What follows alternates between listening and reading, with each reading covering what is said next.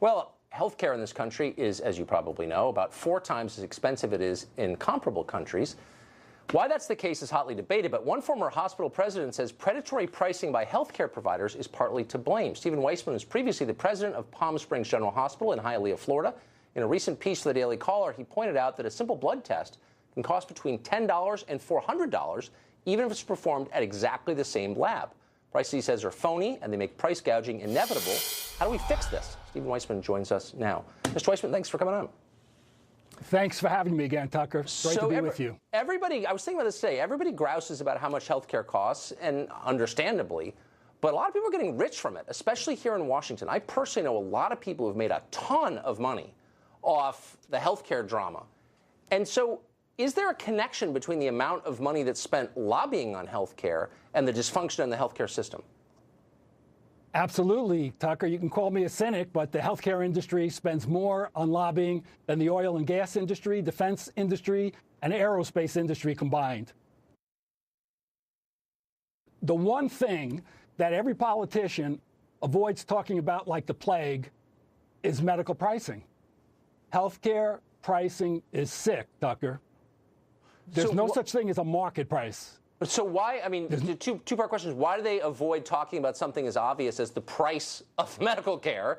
And 2, what do you do about it? Well, let me just, I'm assuming it's hard to believe that this is an issue that they're missing. I think it has something to do with the lobbying power of the industry. You're right. Everybody is getting rich on it, from the providers through the insurance companies, hospitals.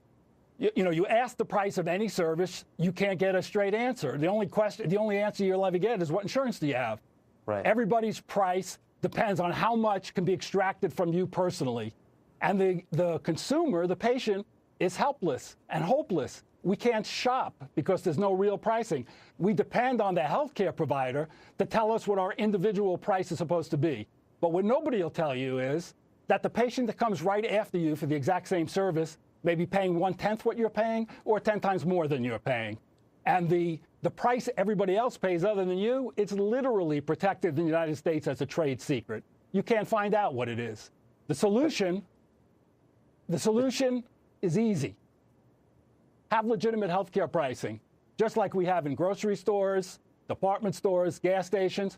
Nobody would accept walking into a grocery store and finding out that everybody's being charged a different random price. The store owner would probably be charged with 50 different types of discrimination. Let me give you an example. I got a call a couple of weeks ago from a lady in Texas, and this is, unfortunately, half of your viewers have probably had an experience like this. She told me that she's been going to a doctor for years, getting a treatment that cost $150. In the past year, she got health insurance. She's about 60. Her and her husband are paying $1,800 a month for health insurance. She went to the same doctor that she's been going to for years, and he said, look, your rate is $325 now. She says, hey, I've been paying you for years, $150. What are you talking about? He says, well, with your health insurance, that's the network price. That's the allowed price. You haven't met your copays or deductibles. And she says, hey, just pretend I don't have health insurance. He says, no. You know, I've got a contract with the health insurance. That's the allowed price. I'm obligated to charge you that. And the truth is that under the current system with Obamacare, health insurers have been incentivized to pay more out for medical care, because under the current law, the only way an insurance company can increase their premiums and profits is to pay more out for the underlying medical services. Right. They're required to pay out 80% of the premiums they collect for actual health care services. So how could it possibly be that an individual can get a better price than a health insurance company that theoretically is negotiating for tens of thousands of patients? Exactly. And consumers all over the country are learning, and there's been a lot of articles written about this, that your best bet is to go to the doctor and pretend you don't have insurance, because you're going to get a better price quite often than the network pricing. I'm an alligator. I'm a mama, papa coming for you. I'm a space invader. See, this is how they get you. Police come knocking at your door saying, hey there, we've got a new safety program. Can we search your home? Hell no. You can refuse this swab, You can refuse a breathalyzer. You can refuse to participate in a field sobriety test. You can refuse to answer questions. Now, law enforcement doesn't like this advice, but we do still have a Constitution. Even if the police have probable cause, the Fourth Amendment requires them to get a signed search warrant from a judge to enter and search your home. Unless there's a serious emergency, they can't come in without a search warrant. But they don't need a warrant if you invite them in.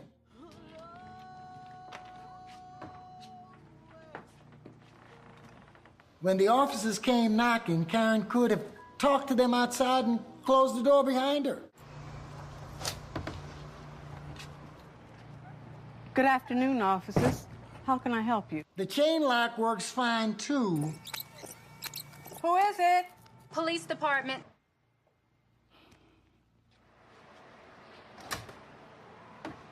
Good afternoon, officers. How can I help you? Hi, ma'am. Do you mind if we come in for a moment? Do you have a warrant? What is this about? No, my name is Officer Smith. This is Officer Jones. We're introducing ourselves to the tenants as part of a new home safety program. Mind if we come in? No, thank you. I can't let you in without a warrant. Again. I can't let you in without a warrant. That is your decision, ma'am. If police come to your door and you don't need their help, you may simply decline to answer the door. Because you don't have to let them in unless they have a search warrant.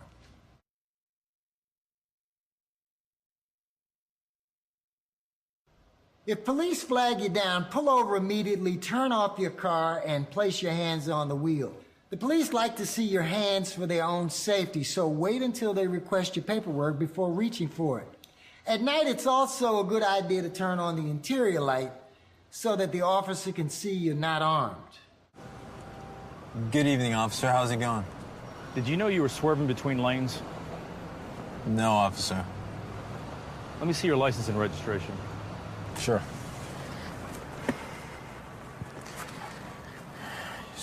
My license. Here's my registration. Now, Darren, we've had some problems with gangs moving guns down this highway. You're not packing any Tech 9s, are you? No, sir. I didn't think so. So you don't mind if I take a look, do you? Officer, I know you're just doing your job. I don't have any guns or whatever, but I don't consent to searches. Perfect. You have the right to refuse searches. This comes directly from the Fourth Amendment. For your Fourth Amendment protection to legally apply, you must be prepared to clearly state your refusal under pressure. Never tell the officer you know your rights. Show the officer you know your rights by asserting them calmly. You seem nervous. Is there anything in this car I need to know about? No, officer. All right. Please step out of the vehicle. Police may legally order you out of your vehicle, so you should comply. Walk back here with me.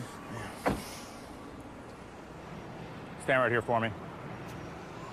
Now, you got two choices. You can make this better or worse for yourself. Now, if you cooperate, it's going to make things a lot easier on you. Beware that the police may legally lie to you, so never let false threats or promises trick you into waiving your rights. Now, if you don't, I'm going to call up a K9 unit, and those dogs are going to rip apart your car. They're going to find what you're hiding. So what's it going to be? Refusing a search request is not evidence of guilt and doesn't give the officer the legal right to search or detain you. Don't get tricked. Unless you're detained or arrested, you may terminate the encounter at any time, but don't wait for the officer to dismiss you. Simply ask if you're free to go. Darren, those dogs are going to rip apart your car, and they're going to find what you're hiding. Like I said, what's it going to be? Officer, are you detaining me or am I free to go? Good. This line can help withdraw you from an encounter. Saying you want to leave establishes that the encounter is not voluntary, which could help you later if you end up in court. All right. You want to play it like that? You want to bump it up to the next level? Fine. You stay right here. Don't go anywhere. Asserting your rights won't make the police love you, but it might make them extra cautious about violating your rights.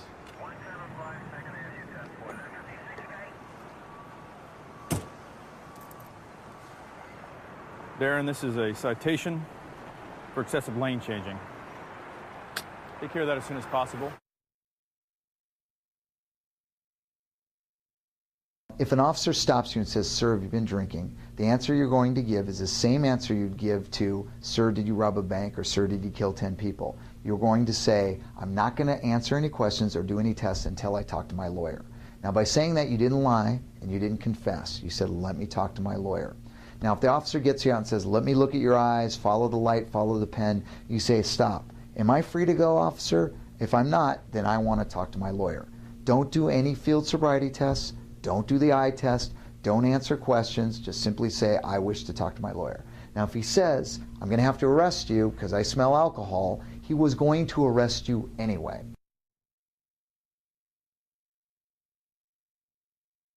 It's a violation of your privacy.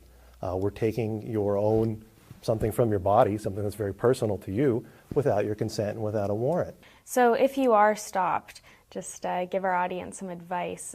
Should they decline the test? How should they decline the test in order to preserve their rights? Absolutely decline the test. Right now, under California law, if you are stopped at a checkpoint or any type of DUI situation, you are not required to give any test before arrest. So you can refuse this swab, you can refuse a breathalyzer, you can refuse to participate in a field sobriety test, you can refuse to answer questions. Now, law enforcement doesn't like this advice, but we do still have a Constitution. And under the 4th, 5th, and 6th Amendments, you have a right to remain silent, you have a right to a lawyer, and you have a right against unreasonable search and seizure. So you have to be careful about, when you're in this environment, to not feel coerced. You have to be conscious of where you are and remember your rights. If you do stand your ground, are there any potential ramifications for saying no? Can they take your license away? Yes, you can be punished if you do not give a breath, blood, or urine sample post-arrest. Okay. So if you are stopped and arrested under suspicion of DUI, alcohol, or drugs, once the arrest takes place, you have to choose one of those tests. And if you don't, you will face automatic penalties. You'll lose your driver's license. Right now, on a first time, it's a 1-year penalty. So you can deny the tests before they arrest you, and would they have to come back with a warrant in order to continue? Exactly. And the only exception to that is if you're under 21. If you're under 21, you cannot deny the breathalyzer pre-arrest, which is an interesting wrinkle, and I know some people watching this might be under 21. So if you're under 21 and you refuse the breathalyzer pre-arrest, you will face the penalties at the DMV. You won't have any problems in court, but you will have those problems at the DMV. Ultimately, what it really comes down to is good police work. If they do it properly, they shouldn't have a hard time showing who's dangerous and who's not. And we also have technology, so it's very easy to video someone these days. Every police car has a dash cam video. Every officer has an audio recorder. So if someone's truly under the influence, it shouldn't be that hard to document that they're unsafe to drive. So relying on forced blood draws, relying on a swab that's unconstitutional, relying on trying to coerce people into doing these things really isn't necessary. If someone's truly dangerous, document it, present it to a jury. You're not going to have a hard time convicting them. How are you, sir? I'm fine. We're doing a driver's license checkpoint. Do you have your license on you? What, am I free to go? I see you've been watching YouTube, huh?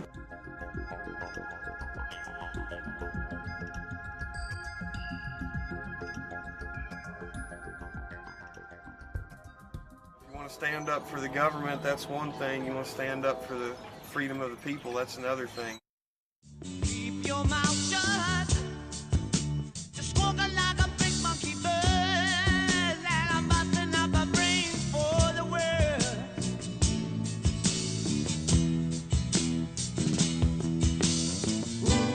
Keep your electric on, baby. Put your ray gun to my head. If you control who gets to practice a profession, you also get to control how it's practiced. The licensure effort, that's an attempt to silence CrossFit on the subject of nutrition and exercise. The state legislature that would adopt a statewide licensure program for exercise is composed of people who do not understand anything about the squat. The federal government has designed this food pyramid. For the past 3 decades, almost everything the federal government has told the public about eating a healthy diet may have been wrong. The nutrition guidelines that were set in the late 1970s, it was primarily politics. When it comes to calories, fat is the enemy. The Surgeon General told Americans to avoid saturated fat and prioritize grains and other carbohydrates. Low-fat products began filling the aisles at grocery stores as families tried to follow the government's famous food pyramid. At its base are foods like breads and pastas that should be eaten in greatest quantity. As obesity continued to climb in America, some dissenting scientists and experts began to question the consensus. But the U.S. government and major health organizations were slow to react, only just now beginning to update their recommendations. And some fitness professionals are afraid that what happened to the field of nutrition is about to happen to exercise. All of these government agencies, all of our universities, they've all sat silent through one of the worst declines in health that modern world's ever seen. And their response is still exactly wrong. Greg Glassman is the founder of CrossFit, which is a corporate donor to the nonprofit that publishes Reason. CrossFit has disrupted the personal fitness industry by taking a radically different approach to both nutrition and exercise. In contrast to much of the competition and against the recommendations of many establishment scientists, CrossFit has always emphasized a high-intensity workout and a low-carb diet. The approach has been wildly successful for CrossFit, which went from 13 gyms in 2005 to more than 13,000 across the world today. But Glassman says the rise to the top has entailed near constant battle with the opposition. And so we've made some nice enemies out of a good chunk of the food and beverage industry and all of its clowns that do its bidding. CrossFit's explosive growth was made possible in no small part by the lack of regulation in the fitness industry. While many states require licenses for occupations as innocuous as trimming trees, tending bar, braiding hair, or even arranging flowers, personal trainers can work without government oversight. This arrangement allows CrossFit to have its own certification program that ignores most of the conventional nutrition and exercise advice emanating from government and academic institutions. But over the past several years, competing credentialing organizations have joined together to lobby for government licensure of fitness trainers in several states. That's an attempt to silence CrossFit on the subject of nutrition and exercise. The fight is occurring largely behind the scenes at state legislatures across the country, where licensing laws have been introduced on 26 separate occasions since 2005. But CrossFit supporters have pushed back just as hard, at times showing up in person to speak out against the bills. The one place where CrossFit lost the battle was Washington, D.C., which passed the nation's first fitness trainer licensure law in 2014, though even that hasn't gone fully into effect. If you control who gets to practice a profession, you also get to control how it's practiced. Russ Green is CrossFit's point man in the fight against government licensure. He says that licensing could kill a program like CrossFit. Are we going to be free to talk to each other about fitness and food? Or is what we can say about them going to be determined by federal and state policy? State licensure is a protection racket, and that's all it is. Mark Riptoe is a weightlifting coach and author of the book Starting Strength, a program distinct from CrossFit, but which shares certain commonalities, like promoting training with barbells and encouraging movements that aren't approved by establishment players in the fitness industry. The state legislature that would adopt a statewide licensure program for exercise is composed of people who do not understand anything about the squat.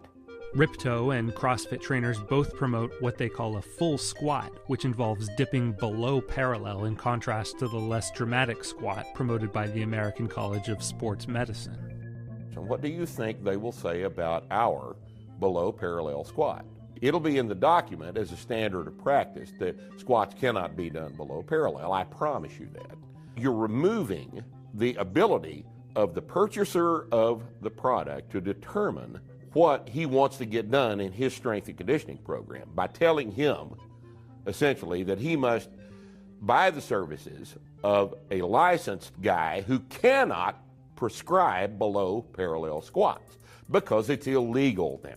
The interaction or intersection of policy and politics is a very problematic one.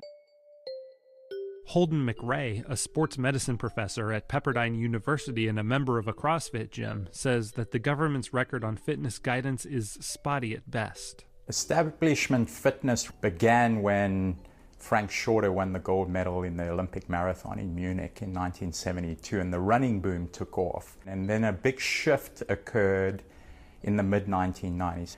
In 1995, the Surgeon General issued a report that shifted the recommendations away from vigorous activity towards low to moderate intensity and de-emphasized certain fitness markers like strength, agility, speed, power, and coordination, putting most of the focus on cardiorespiratory fitness. The guidelines were adopted by the American Heart Association, the Centers for Disease Control and Prevention, and the American College of Sports Medicine. The federal government's national activity guidelines, published by Congress, recommend 150 minutes of moderate physical activity a week. Moderate physical activity, that requirement probably be satisfied by walking 30 minutes 5 times a week. Most people do that accidentally. It's a very low standard to hold a human being to. Doing yard work or walking slowly around the block, that's not going to get you there. I'm sorry, you actually have to work hard. The risk reduction for vigorous activity is about 2 times greater compared to moderate exercise. It was an experiment that was run on the US population with very little evidence to support it, similar to what we had with the dietary guidelines. And I don't think there's enough transparency with conflicts of interest. You know, the involvement of big soda, for example. Recent work out of the University of California, San Francisco has uncovered evidence that the sugar lobby paid off researchers to downplay the link between sugar and heart disease, with the very first paper that placed blame on saturated fat having clear ties to the sugar industry. There's some evidence that the same special interests that used government and universities to influence nutrition science for the past several decades is employing similar tactics in the fitness industry to promote the message it's lack of physical activity rather than sugar consumption driving obesity. Most of the focus in the popular media and in the scientific press is, oh, they're eating too much, blaming fast food, blaming sugary drinks, and so on. And there's really virtually no compelling evidence that that in fact is the cause. That's a video from the Global Energy Balance Network, a group forced to disband after its ties to Coca-Cola were revealed. At least one major group involved in the occupational licensing fight has received support from soda companies. Coca-Cola did not reply to requests to comment, and the American College of Sports Medicine declined to participate in this story. But ACSM's website does say that it only advocates licensure for trainers working with clients with medical conditions that require minimal to advanced clinical support. ACSM's newest venture, Exercises Medicine, is an attempt to create a credentialing system to have doctors prescribe fitness trainers to patients, and it was underwritten by the Coca-Cola Company. Even health organizations as powerful and influential as the Centers for Disease Control have received grants from Coca-Cola. So Coca-Cola has partnered with the Centers for Disease Control and Prevention. That fact alone is sufficient to explain the degree of the chronic disease crisis that we're facing in this country today. These are 501c3 proxies that are able to keep their doors open by the contributions from soda pop. When you think ACSM, you better be thinking Coca-Cola, because that's what you got. The fields of nutrition and fitness are littered with bad or incomplete science that may take years or even decades to sort out. And this is why Ripto and Glassman are skeptical that government can do anything but make the problem worse. The competitive marketplace of people who consume strength and conditioning instruction is capable of sorting this out. Am I happy with my trainer? Did I get stronger? Did I get more fit? These should be the criteria that a competitive marketplace provides for the profession.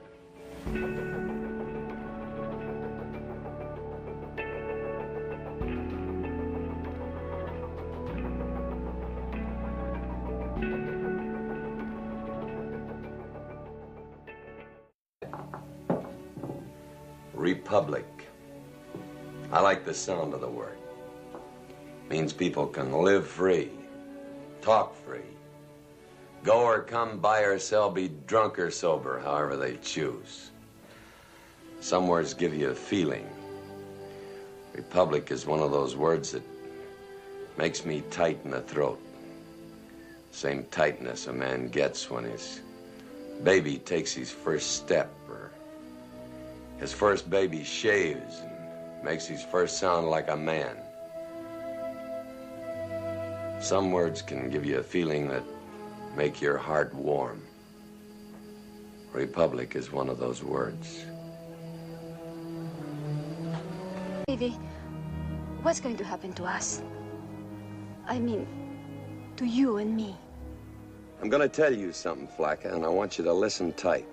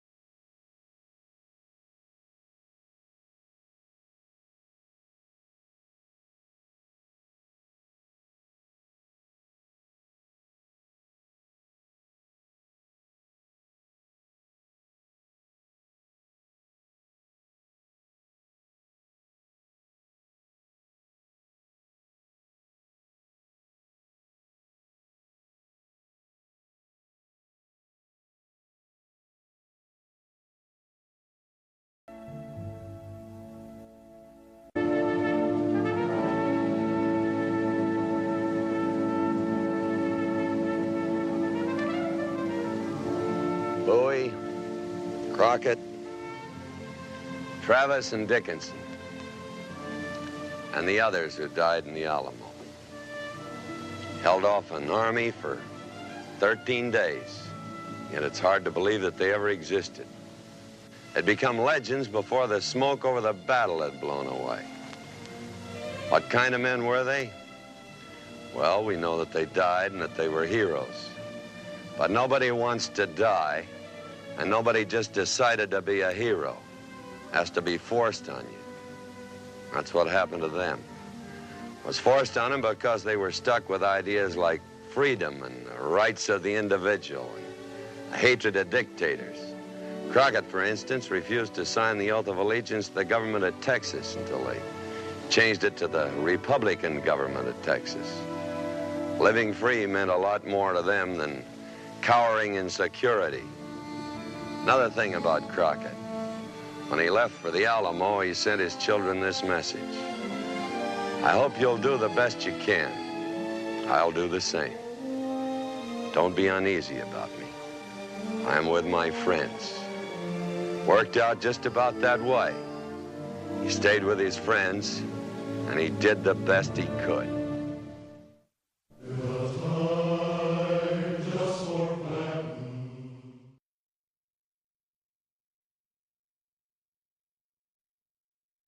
Here's the phrase, and you need to remember this. Sometimes you need to become what you aren't in order to protect and ensure the future survival of what you actually are.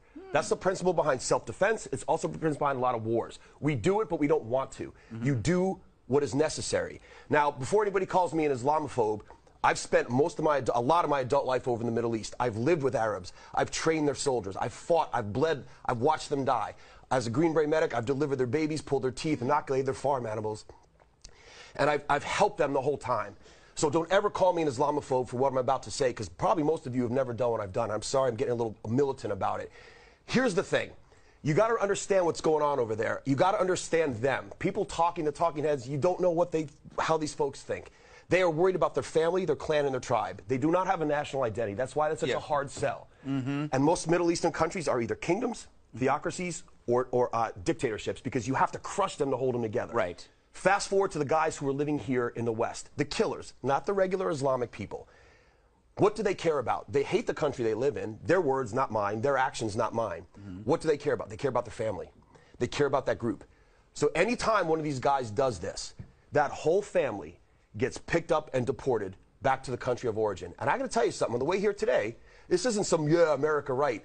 I do what is necessary. Green Berets are problem solvers. I talked to my driver coming in from the airport. He's from Pakistan. I know a little bit about Pakistan. He was surprised I even knew where he came by in his name. We were talking back and forth in a friendly way, and I posited this to him. And you know what he said? He goes, that would work. They know They know what it is. And right now, there's no impetus in the United States or the Western Europe countries for the Muslim community as a whole to actually do something about this. Because as soon as one of them kills, we mourn, we put up our emojis, and then we tell the rest of them, we love you, we don't want to hurt you, and that's the way it goes. Does anybody know what happened to San Bernardino family? Yeah. The Pulse nightclub killer, the Boston Marathon, they're all still here. Right. Move them out. And I'm telling you now, you take from them what they care about, and it will slow down, if not stop. Good point. I got that.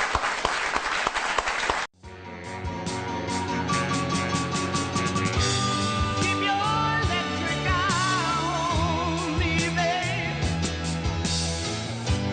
Put your ray gun to my head. Press your space base close to my love. Freak out in a moonage daydream. Money is the root of all evil. Money is the root of all evil. Won't contaminate myself with it. Take it away, take it away, take it away.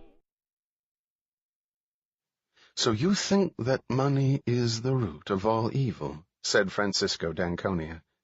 Have you ever asked what is the root of money? Money is a tool of exchange, which can't exist unless there are goods produced and men able to produce them. Money is the material shape of the principle that men who wish to deal with one another must deal by trade and give value for value. Money is not the tool of the moochers who claim your product by tears, or of the looters who take it from you by force. Money is made possible only by the men who produce. Is this what you consider evil? When you accept money in payment for your effort, you do so only on the conviction that you will exchange it for the product of the effort of others. It is not the moochers or the looters who give value to money. Not an ocean of tears nor all the guns in the world can transform those pieces of paper in your wallet into the bread you will need to survive tomorrow.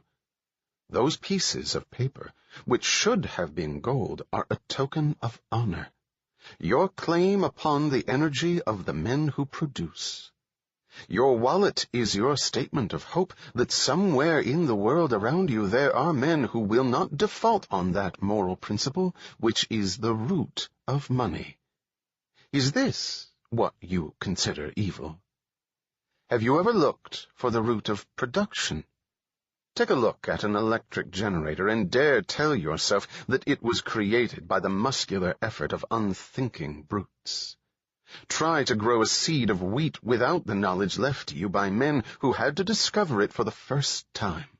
Try to obtain your food by means of nothing but physical motions, and you'll learn that man's mind is the root of all the goods produced and of all the wealth that has ever existed on earth. But you say that money is made by the strong at the expense of the weak? What strength do you mean? It is not the strength of guns or muscles. Wealth is the product of man's capacity to think. Then is money made by the man who invents a motor at the expense of those who did not invent it? Is money made by the intelligent at the expense of the fools? By the able at the expense of the incompetent? By the ambitious at the expense of the lazy? Money is made before it can be looted or mooched, made by the effort of every honest man, each to the extent of his ability. An honest man is one who knows that he can't consume more than he has produced. To trade by means of money is the code of the men of good will. Money rests on the axiom that every man is the owner of his mind and his effort. Money allows no power to prescribe the value of your effort except the voluntary choice of the man who is willing to trade you his effort in return. Money permits you to obtain for your goods and your labor that which they are worth to the men who buy them, but no more. Money permits no deals except those to mutual benefit by the unforced judgment of the traders.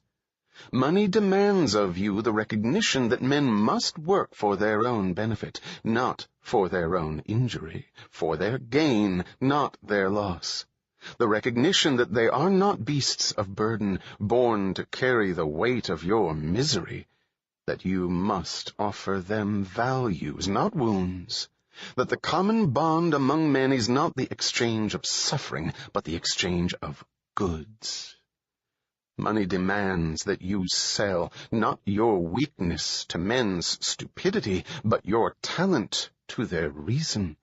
It demands that you buy not the shoddiest they offer, but the best that your money can find.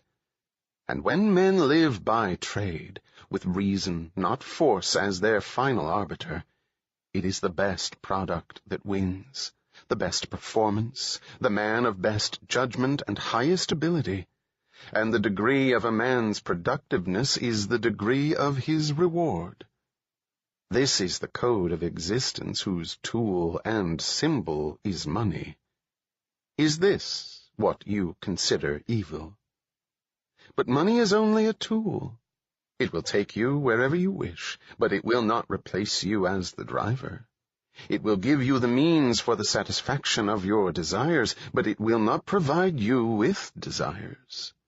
Money is the scourge of the men who attempt to reverse the law of causality, the men who seek to replace the mind by seizing the products of the mind. Money will not purchase happiness for the man who has no concept of what he wants. Money will not give him a code of values if he's evaded the knowledge of what to value, and it will not provide him with a purpose if he's evaded the choice of what to seek. Money will not buy intelligence for the fool, or admiration for the coward, or respect for the incompetent. The man who attempts to purchase the brains of his superiors to serve him, with his money replacing his judgment, ends up by becoming the victim of his inferiors. The men of intelligence desert him, but the cheats and the frauds come flocking to him, drawn by a law which he has not discovered, that no man may be smaller than his money. Is this the reason why you call it evil? Only the man who does not need it is fit to inherit wealth. The man who would make his own fortune no matter where he started. If an heir is equal to his money, it serves him. If not, it destroys him. But you look on and you cry that money corrupted him. Did it? Or did he corrupt his money? Do not envy a worthless heir. His wealth is not yours, and you would have done no better with it. Do not think that it should have been distributed among you. Loading the world with 50 parasites instead of 1 would not bring back the dead virtue which was the fortune. Money is a living power that dies without its root. Money will not serve the mind that cannot match it. Is this the reason why you call it evil? Money is your means of survival. The verdict you pronounce upon the source of your livelihood is the verdict you pronounce upon your life. If the source is corrupt, you have damned your own existence. Did you get your money by fraud? By pandering to men's vices or men's stupidity? By catering to fools in the hope of getting more than your ability deserves? By lowering your standards? By doing work you despise for purchasers you scorn? If so, then your money will not give you a moment's or a penny's worth of joy. Then all the things you buy will become not a tribute to you, but a reproach, not an achievement, but a reminder of shame. Then you'll scream that money is evil. Evil because it would not pinch hit for your self-respect? Evil because it would not let you enjoy your depravity? Is this the root of your hatred of money?